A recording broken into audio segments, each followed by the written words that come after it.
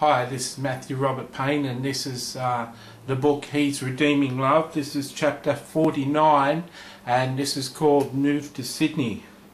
After we got kicked out of Tamworth, we got threatened in Tamworth by a guy that said he was going to do me violence, and I left on the next train early in the morning. And after we'd left with a reputation of being false prophets, and the church circulating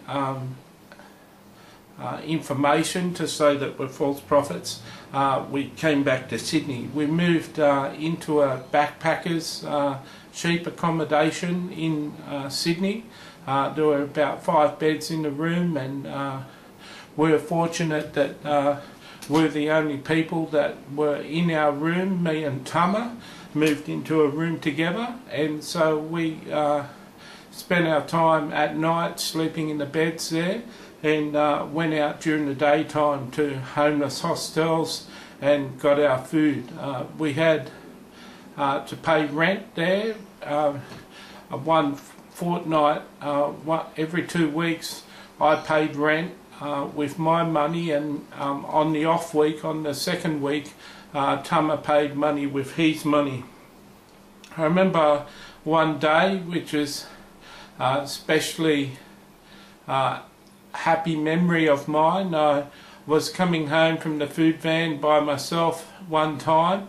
I used to go to a food van that served restaurant quality meals at about 8:30 in the city, and I was coming back with a bread roll around 9:15, and I walked past a Chinese restaurant. Inside the Chinese restaurant was a homeless man I knew from the Matthew Robert, and I went in to say hello to him. He asked me if I wanted some Chinese food, and I said no. He saw the roll that I had and asked me if I wanted to have communion, and that was a special offer of his, and I gladly said yes, that would be great. And he reached into his bag with all his possessions and pulled out a bottle of red wine and motioned for the waiter to get us a couple of glasses, and we prayed and broke the bread and had some bread, and then had a glass of wine each. And I have to say that it was one of the most memorable communions I've had in my life. And we chatted and had a bit of a talk whilst he finished his meal and we finished the wine. Then we went outside the restaurant, and he reached into his pocket and gave me $50. He reached into his wallet and gave me $50, and I pushed it back into his hands and said I couldn't take it, and he says, "Jesus told me to give it to you." Before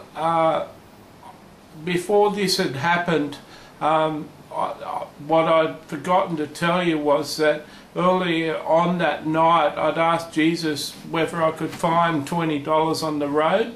I wanted to go to all-you-could-eat Pizza Hut and go to a movie, and I wanted $20. I had a friend who was a Christian friend who was continually finding $5 and $10 notes on the road, and I just had enough faith to ask Jesus, could I find $20?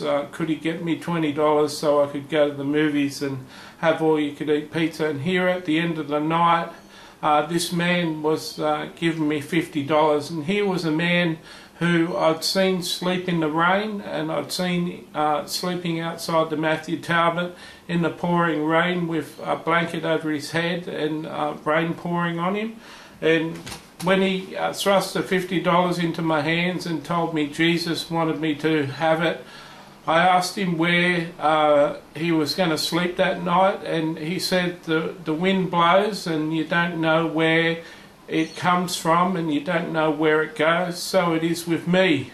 I go where the Holy Spirit leads me, and that was typical of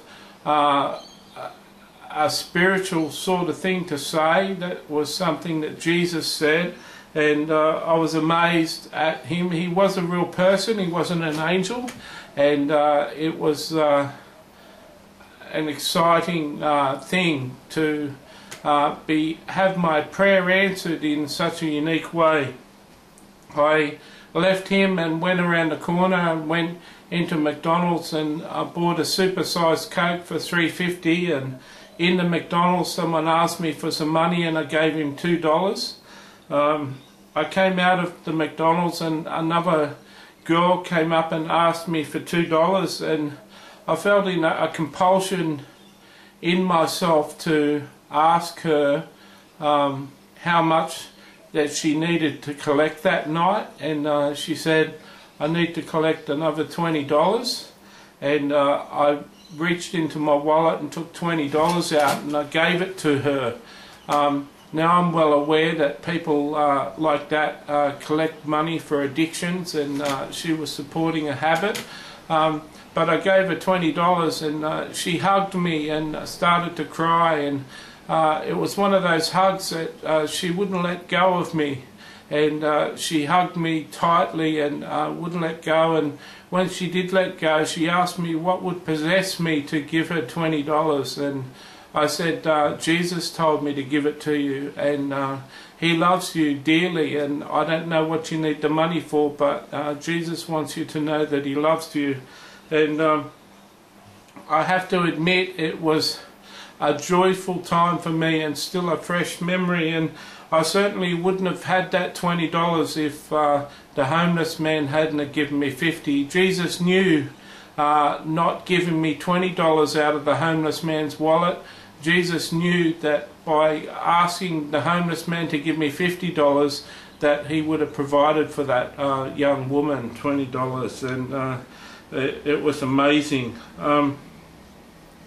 I went back to the homeless hostel, and I saw Tama one day, and I felt within my spirit that Michael the Archangel came into the room one day and told me to threaten Tama and ask him a question, and hold a knife to his throat, and if he says yes, to take the knife away, and if he says no, to cut his throat. And I suppose only a mentally ill person could do such a thing and be put to such a test.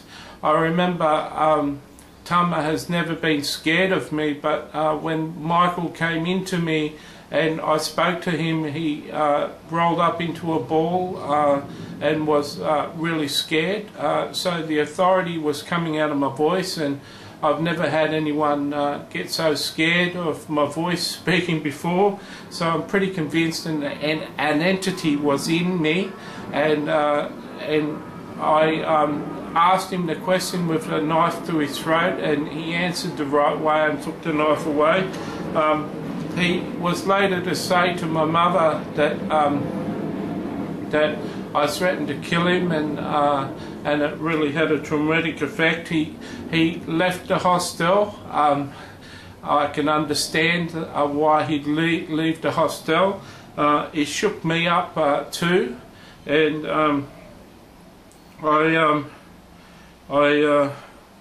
was in not a good headspace. I remember writing a letter at this time to my brother and saying that he needs to read my book, The Fallen Ones, or I'll come up and kill him. And that wasn't the sort of thing you'd do in your right mind. I remember police arriving at the